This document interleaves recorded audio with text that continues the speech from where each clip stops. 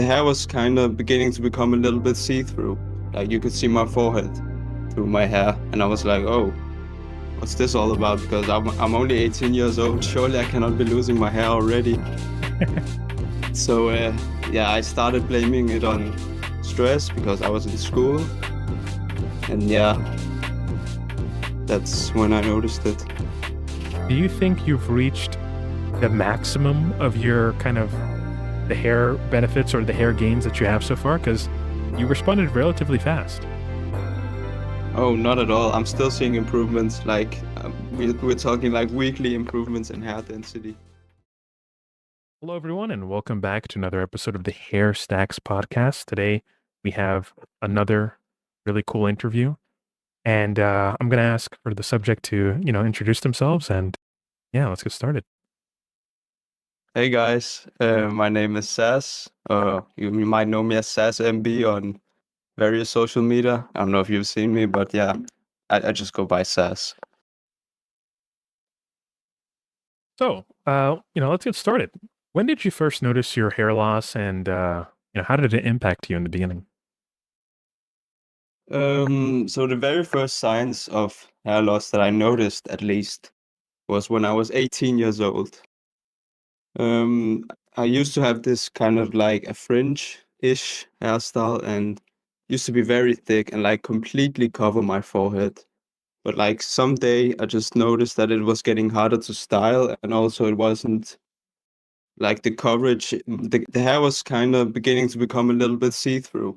Like you could see my forehead through my hair, and I was like, oh, what's this all about? Because I'm only 18 years old. Surely I cannot be losing my hair already. So yeah, I started blaming it on stress because I was in school, and yeah, that's when I noticed it. Yeah, that's the first thing people typically do. No one really wants to accept, especially when you're young. No one wants to accept that it's maybe it's not just stress. It's just your genetics kind of like turning on and reminding you that you're getting older now. So, at the Yeah. present moment, how old are you? I just turned 22 actually 3 days ago. Oh, happy birthday! Thank you. So now, with that being said, right, what were the first steps you took to actually trying to solve your hair loss issue? Oof, it did go on for quite a while before I decided to do anything because like I was in denial for so long. Like the only kind of hair loss pattern I knew of was temporal recession. I didn't know diffuse thinning was a thing, which is why I started blaming it on stress initially. But like it just kept gradually getting thinner and thinner, even like during periods where I was experiencing zero stress. So I was like, okay, this is not stress any longer. This has to be a AGA.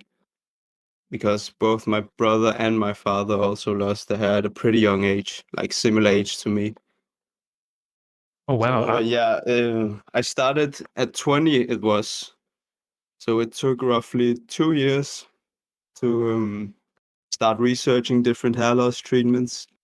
Started looking into finasteride and minoxidil, but you know how it is with the fear mongering. yeah. So started opting for natural treatments, you know, saw palmetto, rosemary oil, pumpkin seed oil, all of that. And I also fell victim to one of those snake oil scams, which is something I've never told anyone actually. It's pretty embarrassing. But yeah, needless to say, none of those really worked. Like, might have worked temporarily for a month or two, but my hair loss was just way too aggressive. Yeah. That snake oil, those snake oil scams really kind of get you, and it gets a lot of vulnerable people as you're trying to look for a solution. And the Mm, fear mongering on the drugs like finasteride, dutasteride, whatever, that pushes people into, just getting on bullshit treatments, right? Um, yeah.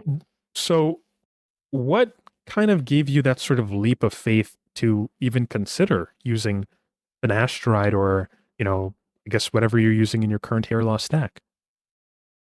Currently, I'm using finasteride and minoxidil both orally. I figured like the mental toll the hair loss was taking on me wasn't worth it any longer. Like I might as well have a potential.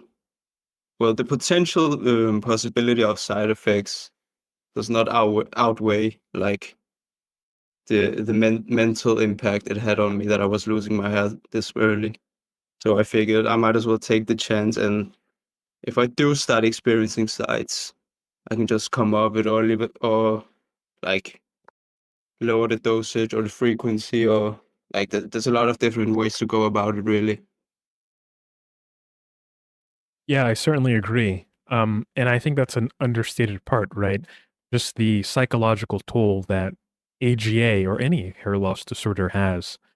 It reaches a point where honestly, I think the psychological toll, like you seeing yourself changing sometimes very rapidly before your eyes, does prompt you to go into the direction of actually, you know, treating, taking the treatment and trying it out because you may not even be the kind of person that gets side effects, right? What a shame would it be to not even try, right? And just let you know, your hair kind of go to waste. And at least you have the option, right? While you're on treatment, you have the option to shave your head if you want to. You can do whatever hairstyle you want, right? But when you don't have that option, you're kind of just forced to just shave it. I think that's something that people don't really acknowledge. They don't understand the, I guess, not to make it sound harsh, but the social detriments of not having hair. Um, Yeah, I agree. yeah. It's So I like mean, you don't. yeah. Sorry, continue. Continue. No, no, you got it. Oh, okay. I was just gonna say, like, it's one of those things where, like, you don't really understand it unless you've gone through it yourself. Like, it may not seem like a big deal, like it's only hair at the end of the day, but like the mental toll it takes on you it's pretty outrageous. Yeah, most definitely. And I can see why many people, you know, just finally say, even despite the fear mongering, they will say, you know what, I'm just gonna take that leap of faith and try the medication for myself. Now, for Yeah. you though, your your progress was, especially within what the first 6 months, was insane. Now, I'd have to imagine, right? You mentioned that your brother and your father lost their hair at very young ages. What were their Mhm. reactions to first you losing your hair and then now suddenly kind of just like got it back? Well, my father is pretty he's pretty traditional, pretty old school. He was always like, "Oh, you can just get a hair transplant later on, or you could just shave it. It's just hair at the end of the day." Because he's slick bald. He started losing his hair even before Finasteride was invented. So yeah, he didn't even have the chance to begin with. My brother, he was pretty surprised to see my progress actually, because he himself did not experience like the same kind of regrowth that I had. I did also mention that he had temporal recession, so like he let it go for a little bit longer, and those areas became slick bald, so it's harder to bring back compared to me, because I still had hair. It was just extremely thin, like very, very thin. Yeah, Yeah, yeah, like but just the response. So wait, is your brother is he also on oral minoxidil as well? no, he's on topical minoxidil, but he's on oral finasteride. I see. Have you tried to convince him to adopt your stack? Nah, I don't really try to push oral minoxidil that much because I know like side effects are a bit more common on oral minoxidil, especially at Yeah. 5 milligrams. So Oh I let no. people decide for themselves. No, yeah, like that's a really, responsible thing to do. Yeah, like that I think a lot of people kind of just jump onto oral minoxidil without actually, first acknowledging there might be potential cardiovascular side effects, right? But Yeah. certainly there's always a safe way of doing something, right? Getting checked, getting monitored, knowing how your body reacts to certain things, just being very attuned, right? That's certainly a good way to kind of go about, maybe approaching oral minoxidil. Did you just jump right to 5 milligram, or did you start out with like 2.5 milligram or 0.5 milligram oral minoxidil? So this is a pretty fun story actually. I bought the 5 milligram pills and I wanted to split them into 2.5, but they were capsules, so I couldn't split them, and I was like, oh fuck. So I just can I swear? Yeah, you're good, bro. Say what you're. Yeah, you're good. Okay. Yeah, I was gonna take 2.5 in the morning and 2.5 at night. So like take 2 pills a day, but like with some time in between in case I would experience sides or anything like that. Because as you know, I was pretty careful to begin with. But yeah, I just went for it, I guess. I figured I'm not gonna order a new box or new whatever, new product just so I can split the pills. I'm just gonna take this and see what happens. And if I start experiencing sides, then I can order something else, like drop the dosage or yeah. Yeah, I mean that's a really good strategy, right? To mitigate side effects of oral minoxidil, kind of splitting the base dose throughout the day. So like you did, instead of taking 5 milligram in the beginning, you split it 2.5, 2.5. But Yeah. certainly, eventually, yeah, I can imagine it's kind of annoying just sitting there splitting pills. You just want to like just take it and be done with it for the day. Um, Yeah, that's also true. I guess another question that I had: when you were losing your hair, did you notice like any sort of change in its texture or the oilness, oil secretion of your scalp? Yeah, I can't even speak right now. I just bit my tongue. Did you notice like your scalp was more, had more sebum or oil on it? Um, I don't really think it's pretty hard to compare because back then when I had all my hair, I used to shampoo every single time I showered. I literally knew nothing about hair. Like I didn't even know conditioner existed until I was like 20 years old. I just knew of shampoo and I would use it every time I showered, so my hair was always pretty dry. Yeah, nowadays I know a little bit more. So I guess it's pretty hard to compare because like currently my hair is like pretty well nourished, I'd say. But back then it was dry as shit. I see. Yeah. So would you say that I guess losing your hair made you more conscious of how to like take care of it? Oh yeah, 100%. I started looking into like quite literally everything to do with hair care. Learned a lot of stuff about different hair textures, curl patterns, whatever, you name it. Like, yeah. Yeah. I guess when you're losing something, right, you don't realize, I mean, this is typical of many things. You don't realize how much it meant to you until you actually start, actually losing it, right? Yeah, I agree completely.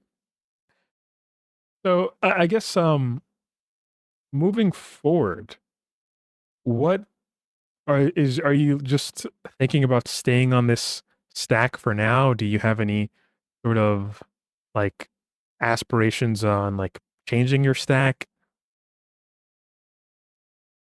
Currently, my plan is to continue the stack and hopefully make a full recovery. And then I'm gonna drop the minoxidil dosage to 2.5 and just maintain. I think that is, I don't know if that's possible. Actually, I haven't heard of anyone doing that, but I'm gonna try it out for myself and see how it goes. And yeah, if I start losing hair again, I'm just gonna up it because currently I'm not experiencing any side effects. And also, my I've gotten some other benefits as well from the oral minoxidil, like thicker eyebrows, thicker eyelashes.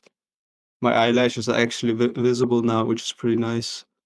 So yeah, I don't know how that's gonna affect those those areas if I drop the dosage, but I will experiment with it in the future.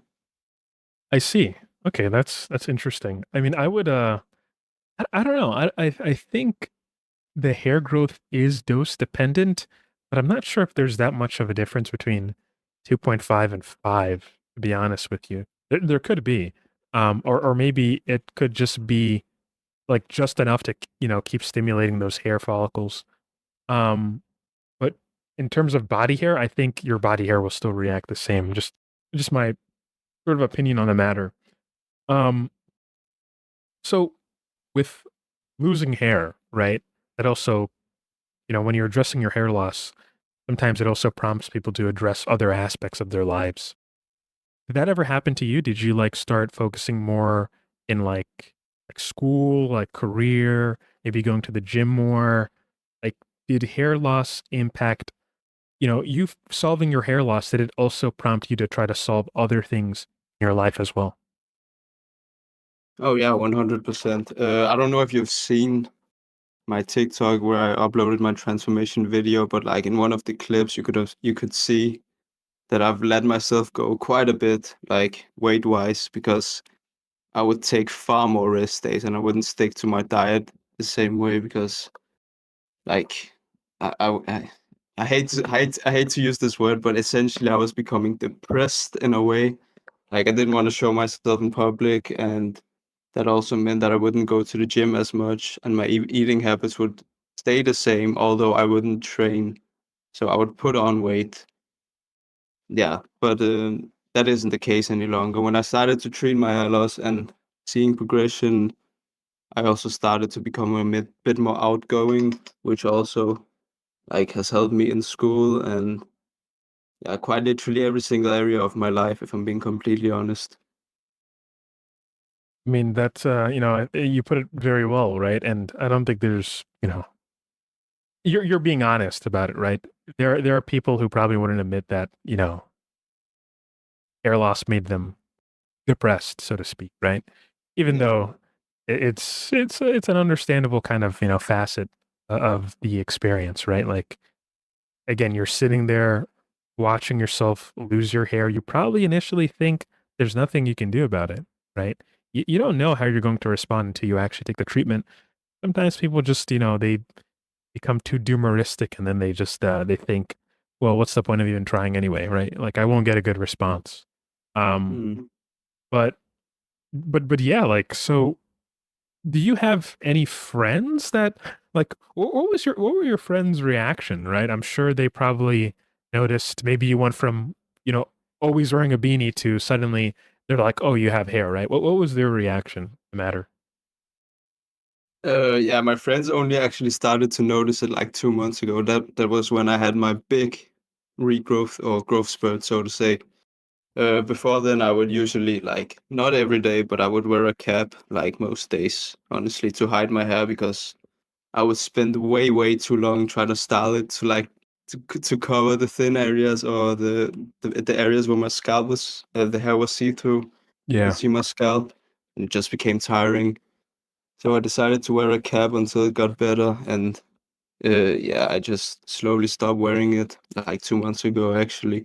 My friends were pretty surprised to see because when you tell them you're hopping on treatment and you're gonna actually treat it, I don't know, they don't really believe you because many people aren't that aware of the fact that that genetic hair loss is reversible. Like people just know of hair transplants and that's it. That used to be the case with me as well. Like it wasn't until 2 years ago that I actually knew about finasteride and minoxidil and that they work.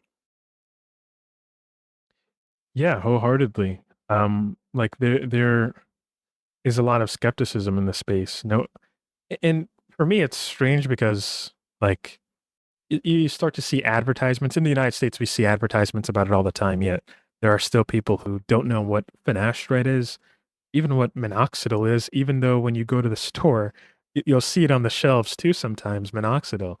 So it's kind of like it's a bit of a curiosity to me how somehow these treatments are still a bit obscure. But you have the things like the rosemary oil or the onion juice or whatever that somehow I'll be honest, when I was younger, I would say like maybe 15, 16, I kind of fell for the onion juice shit, right? And I remember yeah, I laugh all you want. I put onion juice in my scalp, and then I went to school, and then my friend's like, "Dude, why do you smell like an onion?" And I was like, "Oh, I mean, you gotta you gotta stop the hair loss somehow." He's like, "That makes no sense." And I was like, "You know what? You're right. I don't know why I did this." And years later, I look at that, I'm like, that's that's absurd, right? That's Yeah, absurd. there's some really obscure natural remedies out there. Yeah. It's pretty funny. I mean, there's always the hanging upside down, that increase Oh the yeah, blood flow, the right? blood flow, yeah, the Yeah. classic one. Maybe there's a workout you can do to like, massage the scalp and make the hair, the hair muscles stronger. Some bullshit, these idiots sometimes talk about online. And that being said, right? Like you said you post your stuff to TikTok. I think I saw a TikTok where like maybe there were people in the comments kind of being skeptical. They were like, "Oh, wet your hair," right? I think they probably thought you were using like a fiber or something, right? Oh yeah, Like 100%. I honestly I think that's just extreme jealousy. And it goes to show how, there are some people out there, instead of them actually like trying it themselves, they're kind of like, project hate. And it's just some weird kind of thing. They're trying to like project hate about it. So, Yeah, like, it's pretty yeah, weird. yes. It also seems like people want you to have side effects. Like they're always like, "Oh, he probably his dick doesn't work, or he has gyno now." Like, why do you want me to have side effects? It's so weird. Yeah, that's a strange part about it. They're so vindictive. They're like, "Oh, your dick's gonna fall off. Haha, you're gonna grow tits now. You're not gonna be able to gain muscles and go to the gym properly. You're feminizing Yeah, yourself." And it's like, okay, the so you're what? testosterone one is the best one. People Yeah, saying Finn lowers test. That's so funny to me. And it's it's quite literally the obnoxious. opposite. Yeah, and it's just the thing that you said. People wishing that you get sides. Like what? Like that's like who spends their time doing that? It's just Yeah, are you mad that you're not getting the same progress? So it's probably that, right? That you're just wishing that somebody like who's trying to do better for themselves, falls on their own sword, so to speak. It's the craziest thing I've seen in this space.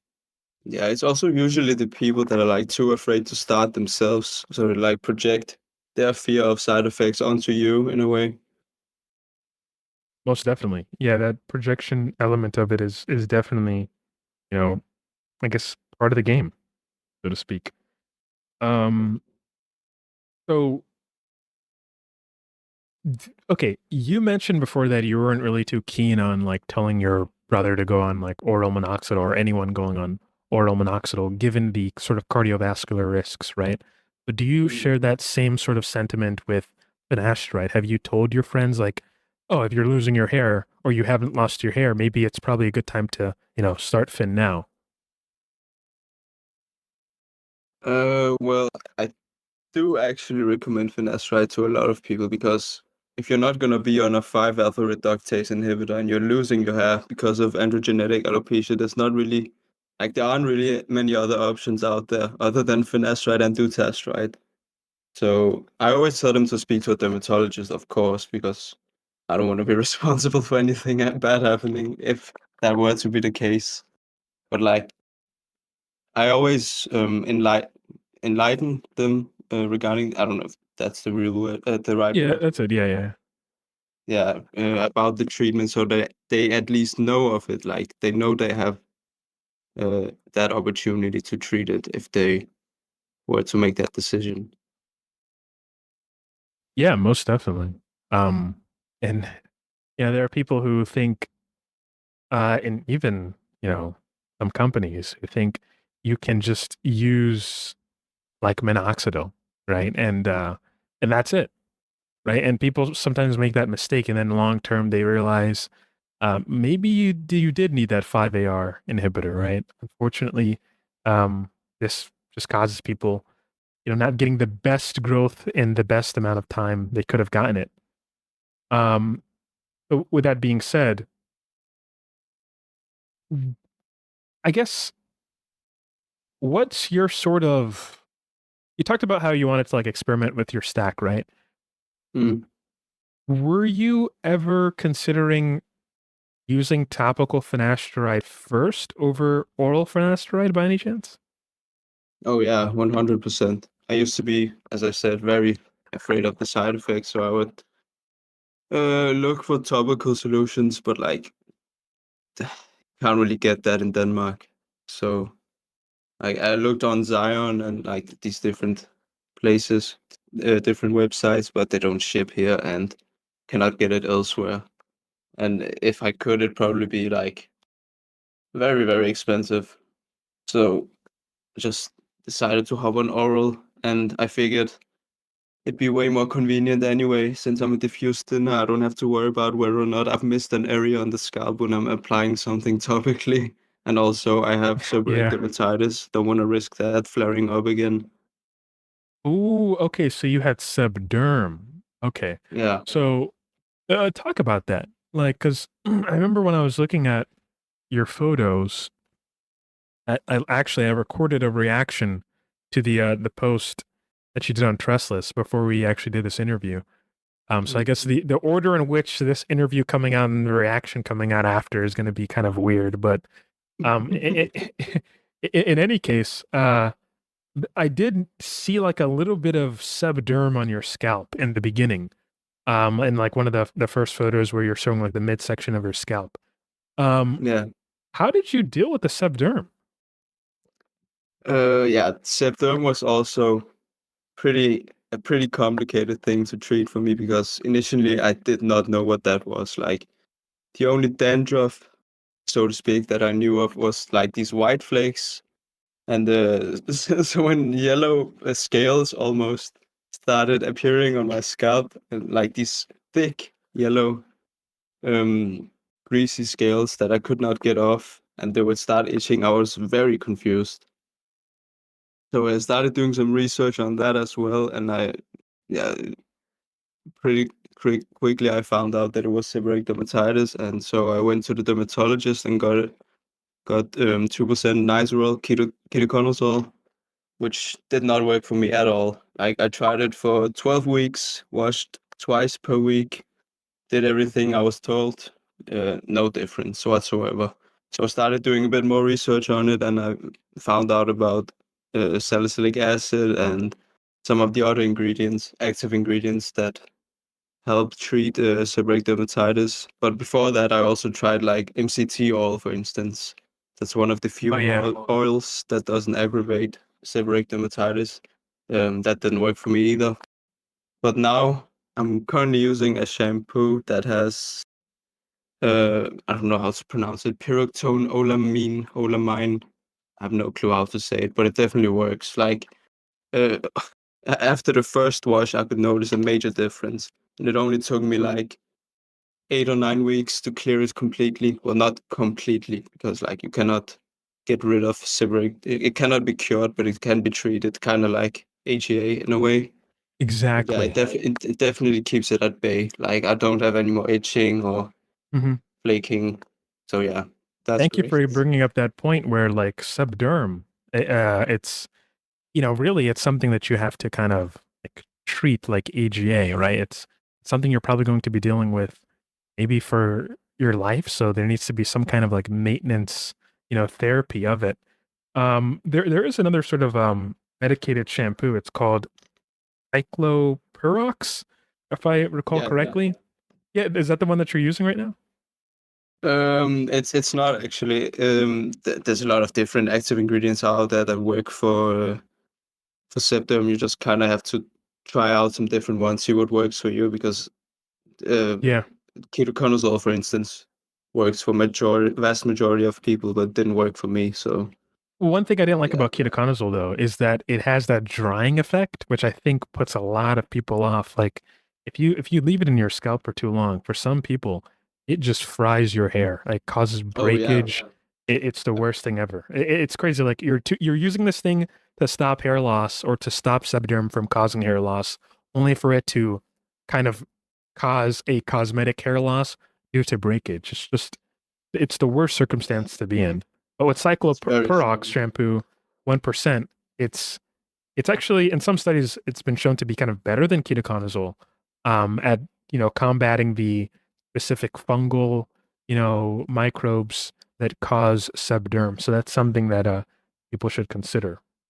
Um, Yeah, so so that's interesting. So that's how you sort of solved your, I guess, your subderm. So what really is your maintenance, I guess, for your scalp care? What do you do for your hair type and your hair texture when it comes to, taking care of your scalp and your hair? Well, currently I don't have to use the medicated shampoo right now because yeah, it doesn't really flare up because I don't use any other like alcohol-based products or any products. As a matter of fact, I um I use a regular shampoo that isn't too harsh, like it doesn't contain all these different sulfates, and then yeah, I use that like maybe once a week or once every other week. My hair doesn't really get oily because yeah, I don't put anything in it. And then I follow up with a lightweight conditioner because my hair on the top is still not as thick as I'd like it to be. So if I use a heavy conditioner, it gets weighed down. So yeah, just follow up with a lightweight conditioner, let that sit for a couple minutes before I wash it, rinse it out. And yeah, that's basically all I do actually. And to style my hair, I don't reuse anything else but water. It's interesting. Yeah, some people, they have to kind of come up with what serves them, right? So there needs to be some sort of exploration, on the matter, like what your hair needs, the porosity.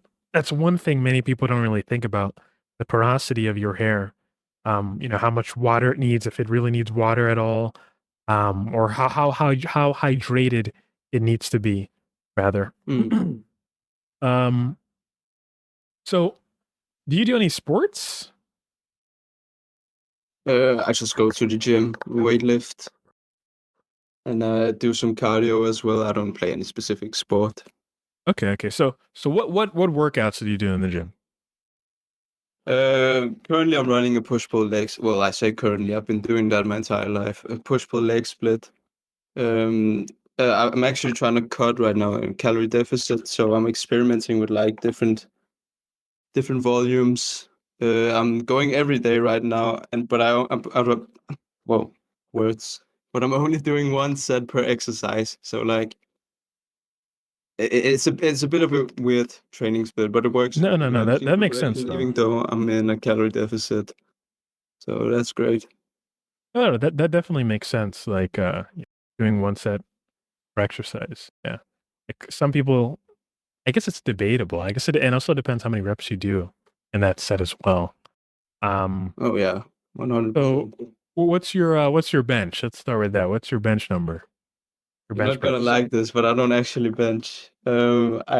Okay. I only use machines, like quite literally, with a very few exceptions. I only use machines because the better the stability, the more force you're able to produce. Like less variables play into it. For me, for instance, like if I were to do free weights, something like body weight and core strength would also be a major factor in like how much weight I can push or pull.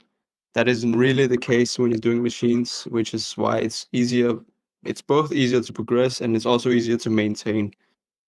So yeah, there are less variables. No, that's good. That's good. Machines are very useful. Um, I typically use them when I'm trying to go for like, maybe I don't have good stability on a particular movement, right? And I actually want to still be able to move the weight nevertheless. So, I'll use a Smith machine, right? Oh Do yeah. you squat though? Like, do you use the Smith machines to squat? I use the hack squat. I've been doing that for as long as I've been training legs. I used to skip the first 2 or 3 years of my like training journey. I did push pull rest instead of push pull legs. So yeah, I did not train legs at all, and people used to make fun of me for it, which was quite funny to be fair. But like my physique started to look very disproportionate. So I was like, okay, I need to actually start training my legs. And so I started using the hack squat, and I was quite literally progressing from week to week, and my quads they blew up, which is why I cannot recommend that exercise enough. Yeah, that's actually the hack squat is really really good. Exercise, a good movement. Um, like you can still improve your quads. And maybe some people just don't have the mobility to just do the regular squat, barbell squat, right? Yeah. So yeah, that definitely helps using a hack squat. Um, yeah, no, that's Pretty Yeah, it interesting. also made me like be a lot more consistent with my leg training, because if you're actually enjoying what you're doing, it's gonna be way easier to stick to than if you absolutely despise it. No, you're certainly correct. Like, oh man, I do not like squatting, and when I squat, I go like really ass to grass with the movement. Because I don't really try to like cheat myself out of the movement as well. But it's just you just feel horrible when you're done. Like doing a heavy squat or a couple sets of squats. I hate it. Um, so I honestly I think I might have to implement more machines in my leg day. Oh Yeah. yeah, I cannot recommend those enough. You said you also did cardio, right? Like, so what do you do? Like, you just jog for how long? I do incline walking because that isn't very like taxing. Mhm. It isn't taxing on the CNS, and it isn't taxing on the legs either. So like my appetite doesn't increase, but I'm still burning a few hundred calories more. I usually do either fasted cardio on my off days, or I do cardio like directly after my weight training while I'm at the gym. You see, just talking about cardio right now and going back to the whole like hair loss discussion, not necessarily focusing on hair per se, but mostly oral minoxidil. Do you think, and this is just speculation, yeah, we don't really have to go into studies about this, but do you think, people could really improve their sort of cardiovascular issues with oral minoxidil if they actually did cardio? 100%. I think health plays a major role in whether or not you're going to experience these heart-related sides on oral minoxidil. Like, if you're essentially training your heart as well when you're doing cardio, so like, I don't think you're going to be as prone to side effects as someone who is like morbidly obese, for instance. Yeah, that's definitely true. And I would certainly agree with you on that. Like, if you're a couch potato and you take an oral minoxidil and you complain about a racing heart, and I guess that's the only exercise you have that day, right? Just the popping the oral minoxidil or whatever. Um, but in all seriousness, maybe it says something if you're able to do like consistent cardio, your body's probably able to handle it, the systemic kind of change and the fluctuation or maybe the subtle fluctuation in blood pressure from the oral minoxidil. So that's always something to consider, right? Yeah, But I'd yeah. at least like to think there's a correlation there somewhere. I haven't read a study uh, directly linking the two, but like it would make sense. Yeah, I mean, to be fair, like when it comes to oral minoxidil, there aren't, that many high quality, studies on the matter, but maybe that could change. There are some pharmaceutical companies that are trying to modify oral minoxidil's release, trying to make it better. But one company called Veridermix with VDPHL01, whatever it's called, they're trying their best with that, and that probably could be a maybe a future consideration for people in the audience. Um, so what are your like outlooks? I guess when it comes to like fitness and your content creation, are you trying to, you know, eh, make more content in like the hair loss kind of space, or are you trying to just become a general like fitness, health, I guess, vanity kind of content creator?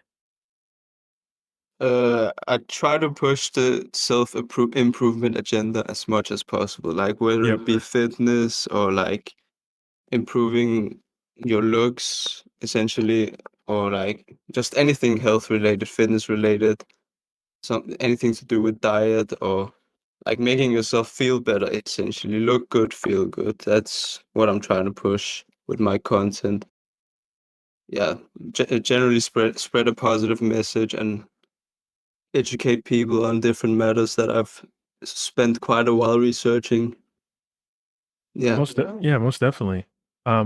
Just thinking about this now, because we're talking about like, looking good, feeling good, and just the benefits of actually being healthy. When you talked about, like, when you were, I guess, overweight a bit, when you had a poorer diet, did that influence your sebderm outbreaks? Did you notice any sort of correlation there?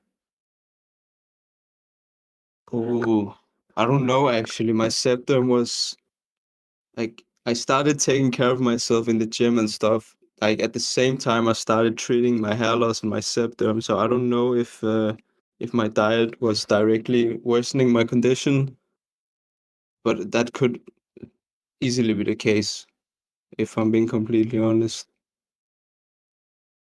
Even so, with people with androgenetic alopecia, there are some studies. There was one study conducted in Japan that showed that men who were balding actually had higher microbial colonies of fungi and bacteria that contribute to conditions like seborrheic dermatitis. Right? They had those at a higher rate than men who aren't balding, and at the same time, they also had sebum, characteristics or traits that were more favorable to those kinds of, funguses or fungi, I guess you call them, and, Mhm. bacterium. So I guess it goes to show DHT is really, really annoying. Like, there's a possibility that because it causes the sebaceous glands to just increase a shit ton of oil, a shit ton of sebum that has, high cholesterol in it, high amounts of triglycerides, and this just so happens to be what causes acne on your face and on your body, but I was also just about to say influences. this. So I'm assuming you had an acne issue at the time as well, right? I wouldn't say acne, but like my skin was like it was nowhere as clear as it is now. After I hopped on Finn, I have Oh almost wow, like white glowing skin right now, and I did not have that before. that's really really interesting. So it kind of makes me wonder, like, I wonder what would happen if you took dutasteride, right? Not trying to like force you to take dutasteride. No, I would never do that. But it's like with dutasteride, you're decreasing more scalp DHT between 0.5 milligram up to 2.5 milligram. By the way, no one's saying take 2.5 milligram oral dutasteride. Go talk to your doctor if you want to do that. But 0.5 milligram to 2.5 milligram oral dutasteride decreases scalp DHT between 50 to 80%, right? And it decreases intrafollicular DHT by 95%. So in terms of like a hair growth benefit, um, maybe that could be, something to consider. But also when it comes to decreasing like, you know, blemishes and, oily skin, it probably is something to consider, like using dutasteride as a kind of adjunct therapy to a seborrheic dermatitis or, to acne of some kind. Um, Mm. but yeah, like the benefits of 5-alpha reductase inhibitors, we hear a lot about the fear mongering, of course, right? But like, what about the things outside of hair? Like, the what you just described, like your skin clearing up and looking better. That's it's kind of ridiculous that that kind of gets understated. Exactly. Yeah, Um, I think it mhm. doesn't really get pushed out enough, like the positive sides, as you mentioned, because especially nowadays, like with the new news coverage, like putting Finasteride in a very bad light. Yeah, So dude. So I'm in the US and you're in like the EU.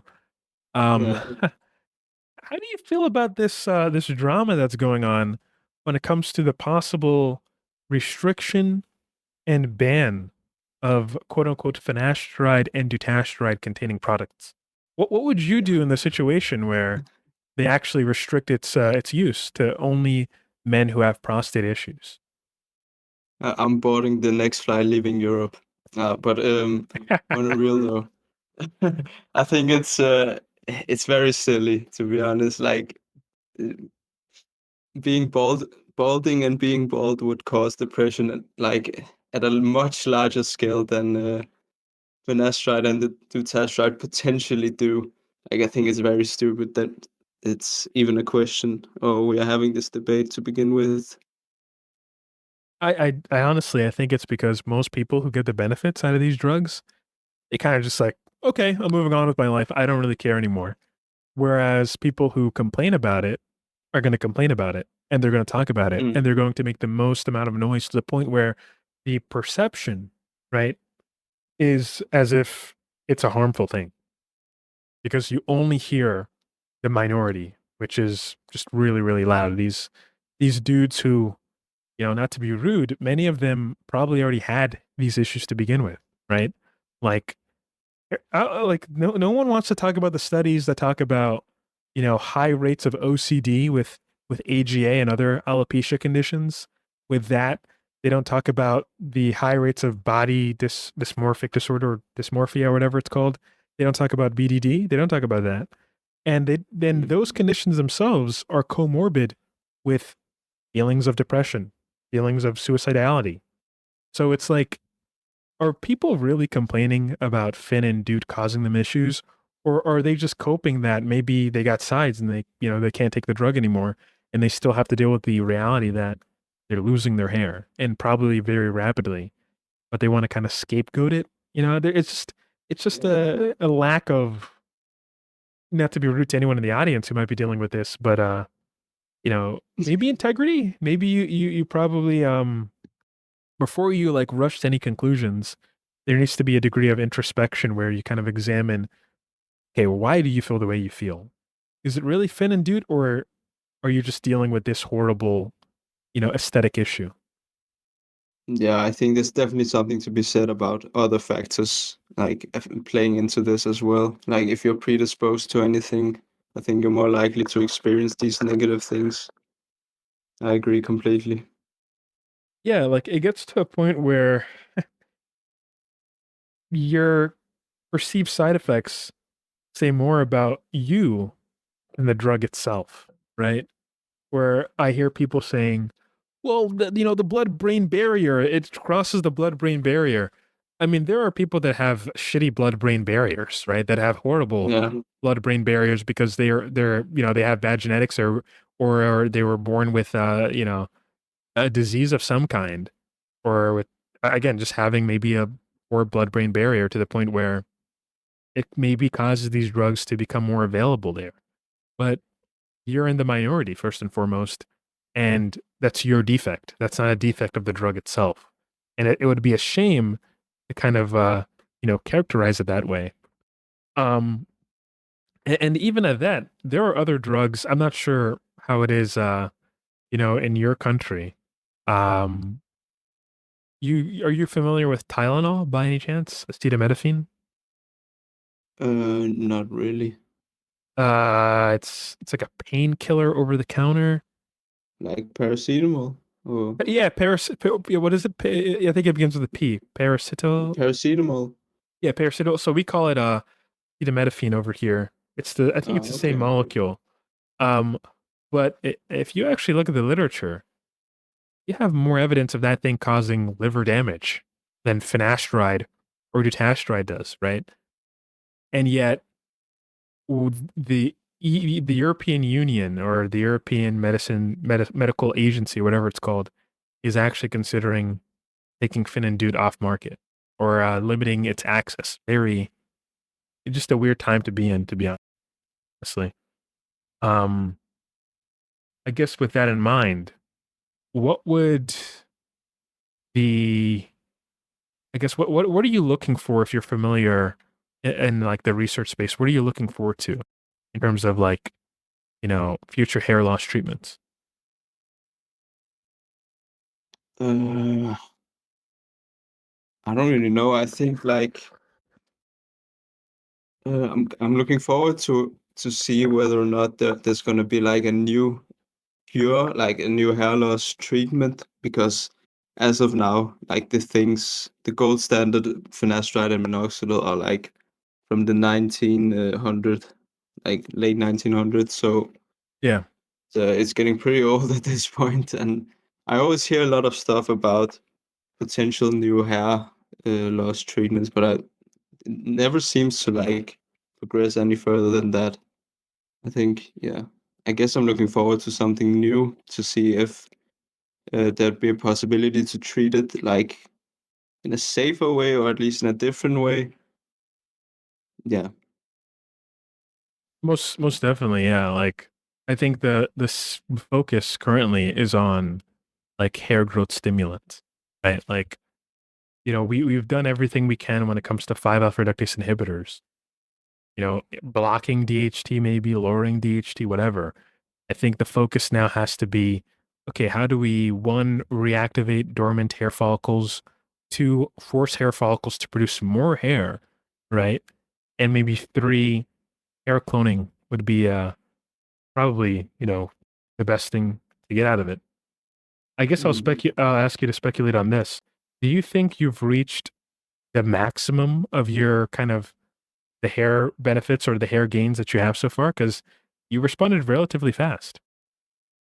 Oh, not at all. I'm still seeing improvements. Like we're talking like weekly improvements in hair density.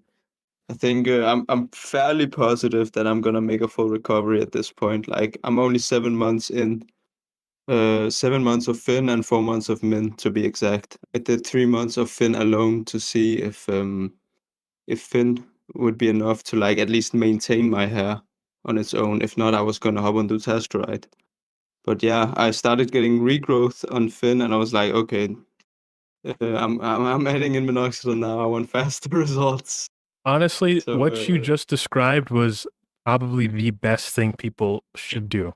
Start with Fin or Doot first before throwing minoxidil on because you want to see what you're responding to, yeah, right? exactly. So You want to know what's working. exactly. So what you did, you know, inhibiting DHT first, see well, because what if like you just inhibited DHT and that's all you needed, right? But I mean, you wanted to see the progress quicker, right? You wanted to speed it Oh up a yeah, bit. I want the hair of So, a 17-year-old me again. So yeah, a little bit of hair greed, but I guess greed can be good sometimes. But but yeah, no, that's interesting to say. Like you you you probably do have a bit more of improvements to make, even though the recovery you made was a lot of people would say that's enough, right? Leave some hair for the rest of us.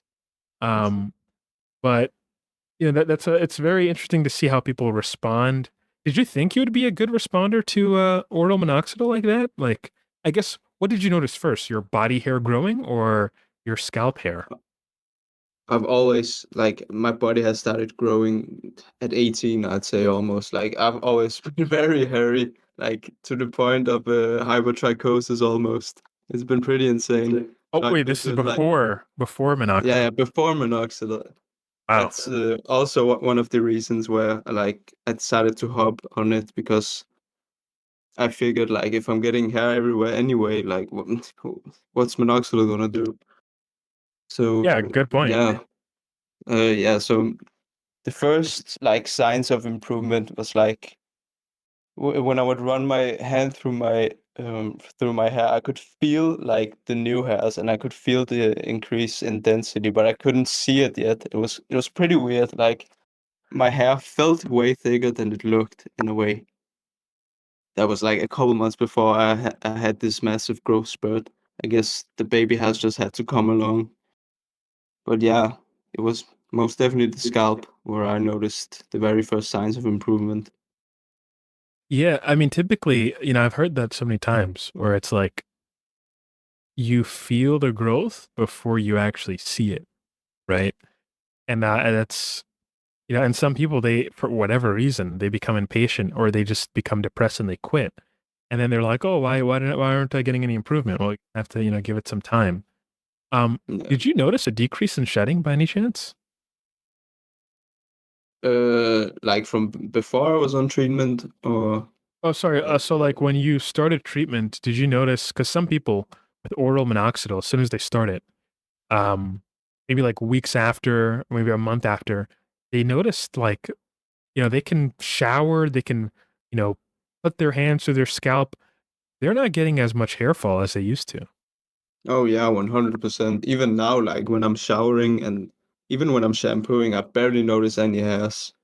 Obviously, I had this major shedding phase when I hopped on Fin, but I haven't had anything since then. Like it has decreased massively. Like I don't even like. back then I would find hairs literally everywhere. Like I would sit at my desk and I would see hairs on the desk like randomly appear, but that's not the case anymore. Yeah, yeah. I mean, that treatment shed with finasteride or dutasteride can really put some people off. Even sometimes with oral minoxidil too. Um, so that some people they kind of have to kind of remember, you're not going to get progress literally overnight, all right, or even sometimes in a Mm. month. You kind of have to give it some time. And even though I will say this, I think you're a bit of an outlier too in regards to your oral minoxidil response because that was pretty fast. That improvement was really fast.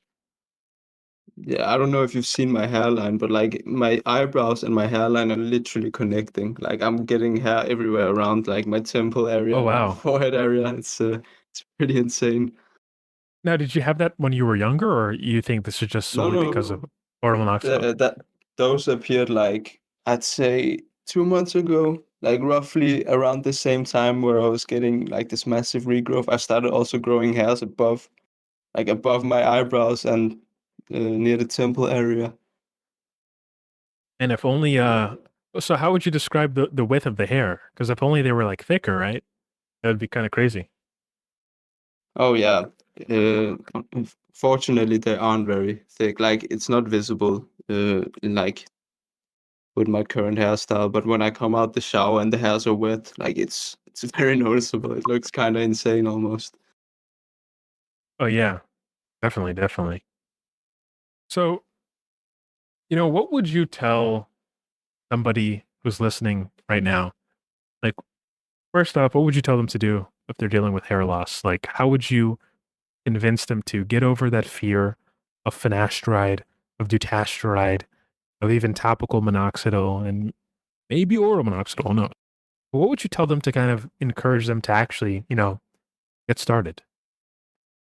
I'd recommend spending less time on Reddit and more time reading like actual studies. That's something I didn't do, and I found all these forums regarding post-finasteride syndrome and all this shit. That it literally put me off starting finasteride and minoxidil for an entire year. Like that year where I was doing natural treatments only.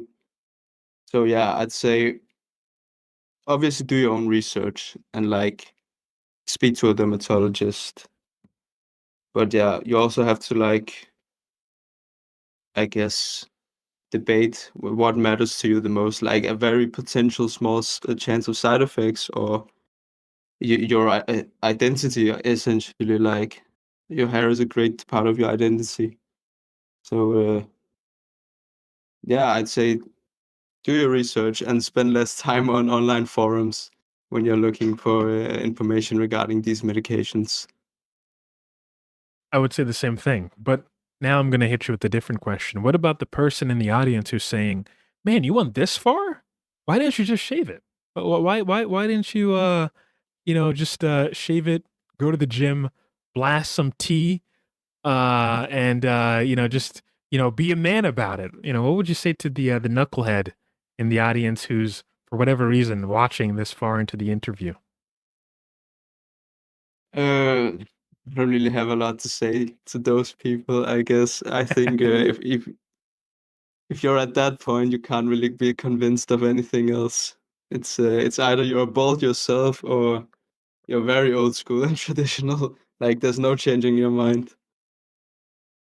You know, I it may sound like I'm saying that randomly, but believe it or not, there are people who are listening to this entire thing right now, who are seething and are just pissed off and thinking, like, they shouldn't have done this. Why did I should have done this? Why I'm gonna have to convince people to not take treatment. It sounds ridiculous, but people are just that vindictive, for whatever Yeah. reason.